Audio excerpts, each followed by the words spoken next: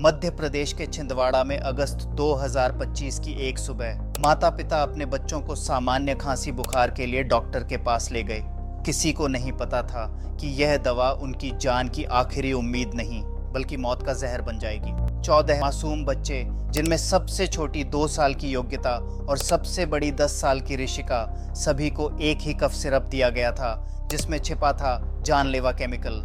परासिया के एक private clinic में बैठे पीडियाट्रिशियन डॉक्टर प्रवीण सोनी ने महीनों तक इसी कोल्ड ड्रिफ्ट सिरप को लिखा, भले ही एक के बाद एक बच्चे मौत के मुंह में जा रहे थे। 4 साल के शिवम राठौर को 24 अगस्त को पहली बार दवा दी गई और सिर्फ 11 दिनों में 4 सितंबर को उसके गुर्दे ने काम करना बंद कर दिया। 3 साल की विधि, 4 साल के उसैद, 5 साल के हितांश सोनी, 8 साल के चांचलेश, सभी ने एक जैसी कहानी दोहराई।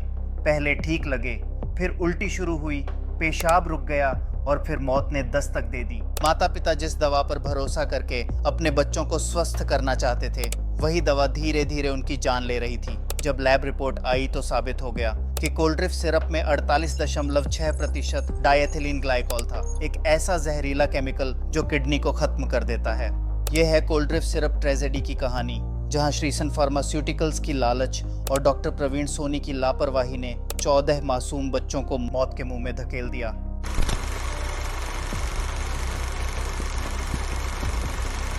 न्याय दी जस्टिस पर आपका स्वागत है, जहां हम ऐसे केसेस लाते हैं जो हमारी हेल्थ केयर सिस्टम की असली तस्वीर दिखाते हैं। आज की कहानी उस वक्त की है जब माता पिता का भरोसा एक साधारण दवा पर टूट गया और 14 परिवारों के घर बर्बाद हो गए। यह है कोल्ड ड्रिफ्ट कफ सिरप का केस, जहां मॉनसून की बारिश के साथ आई एक आम बीमारी ने पूरे परासिया इलाके को मातम में बदल दिया। इस कहानी में देखिए कैसे एक सामान्य दवा जानलेवा जहर बन गई और किन मासूमों ने इसकी कीमत अपनी जान से चुकाई।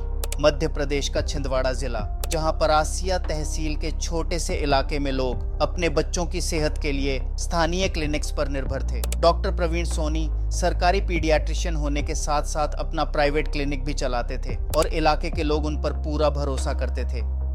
अगस्त 2025 में जब मानसून का मौसम शुरू हुआ तो हवा में नमी के साथ साथ बच्चों में भी खांसी जुकाम की लहर फैल गई। छोटे छोटे बच्चों की खांसी की आवाज और बुखार से तपते माथे ने माता पिता को चिंतित कर दिया और वे अपने बच्चों को लेकर डॉक्टर प्रवीण सोनी के क्लिनिक पहुंचने लगे। 4 साल का शिवम राठौर 24 अगस्त को पहली बार अपने पिता के साथ क्लिनिक पहुंचा।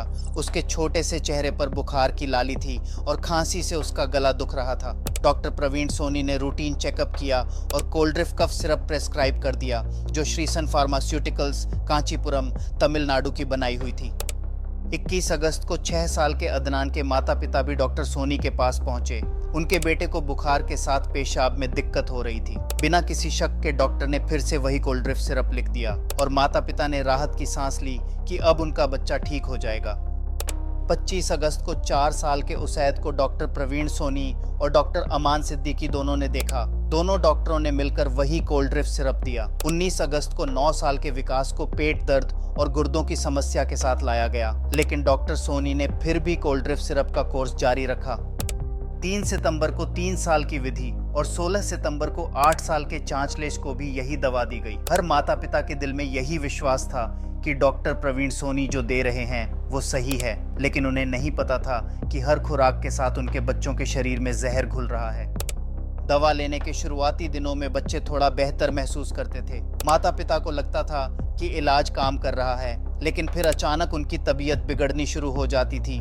उल्टी होना, पेशाब में कमी, शरीर में सूजन, ये सब लक्षण धीरे धीरे दिखने लगे, जो दरअसल किडनी फेलियर के संकेत थे। जब बच्चों की हालत गंभीर हुई तो उन्हें छिंदवाड़ा डिस्ट्रिक्ट हॉस्पिटल में भर्ती कराया गया, जहां डॉक्टरों ने देखा कि सभी बच्चों में एक्यूट किडनी इंजरी के लक्षण थे। उनकी स्थिति तेजी से बिगड़ती जा रही थी और डॉक्टर समझ नहीं पा रहे थे कि इतने सारे बच्चों में अचानक एक साथ किडनी फेलियर क्यों हो रहा है।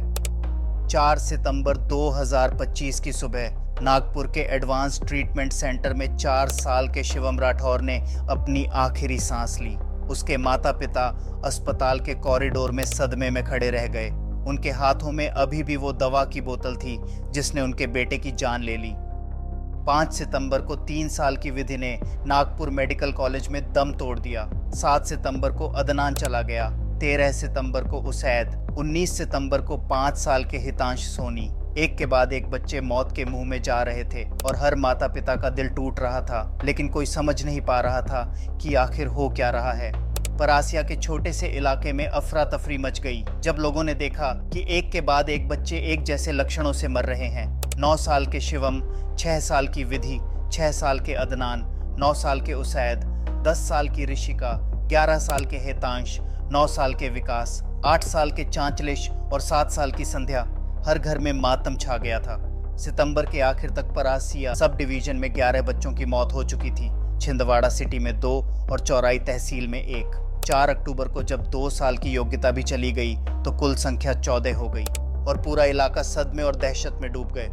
जब इतने सारे बच्चों की मौत एक साथ हुई तो स्वास्थ्य विभाग को एहसास हुआ कि यह कोई सामान्य बीमारी नहीं है। जांच शुरू हुई और पाया गया कि सभी केसेस में 2 कॉमन कफ सिरप मिले थे, कोल्ड्रिफ और नेक्स्ट्रोडीएस, जो लगभग हर बच्चे को डॉक्टर प्रवीण सोनी ने प्रेस्क्राइब किए थे। तुरंत दोनों सिरप की बिक्री पर रोक लगा दी गई और सैंपल चेन्नई की गवर्नमेंट ड्रग टेस्टिंग लेबोरेटरी भेजे गए। साथ ही प्रभावित बच्चों के ब्लड और यूरिन सैंपल भी पुणे के नेशनल इंस्टीट्यूट ऑफ वायरोलॉजी भेजे गए ताकि इस रहस्य को सुलझाया जा सके कि आखिर इतने बच्चे एक साथ क्यों मर रहे हैं। 2 अक्टूबर 2025 को तमिलनाडु ड्रग कंट्रोल अथॉरिटी की रिपोर्ट आई जिसने पूरे केस की सच्चाई सामने ला दी। कोल्ड्रिफ सिरप के सैंपल बैच नंबर SR13 जिसकी मैन्युफैक्चरिंग मई 2025 की थी और एक्सपायरी अप्रैल 2027 को नॉट ऑफ स्टैंडर्ड क्वालिटी घोषित कर दिया गया। रिपोर्ट में सबसे चौंकाने वाली बात यह थी कि श्रीसन फार्मास्यूटिकल्स द्वारा बनाए गए इस सिरप में 48.6% डायथिलीन ग्लाइकॉल पाया गया। ये केमिकल किडनी को सीधे नष्ट करता है और छोटे बच्चों के लिए अत्यंत जानलेवा होता है और यही केमिकल उन 14 बच्चों की मौत का असली कारण था।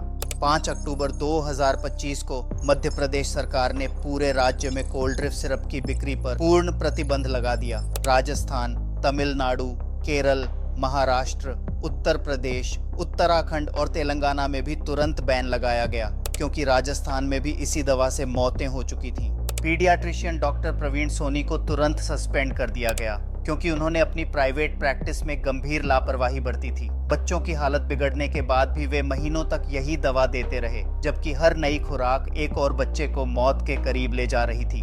परासिया पुलिस स्टेशन में डॉक्टर प्रवीण सोनी और श्रीसन फार्मास्यूटिकल्स दोनों के खिलाफ FIR दर्ज की गई। भारतीय न्याय संहिता की धारा 105 culpable homicide not amounting to murder और धारा 276 ड्रग्स में मिलावट के तहत केस रजिस्टर किया गया। 5 अक्टूबर की देर रात पुलिस की स्पेशल टीम ने डॉक्टर प्रवीण सोनी को छिंदवाड़ा के राजपाल चौक से गिरफ्तार कर लिया। पुलिस जांच में पता चला कि डॉक्टर सोनी ने लगभग 1 महीने तक दवा के साइड इफेक्ट्स देखने के बाद भी इसे प्रेस्क्राइब करना जारी रखा था।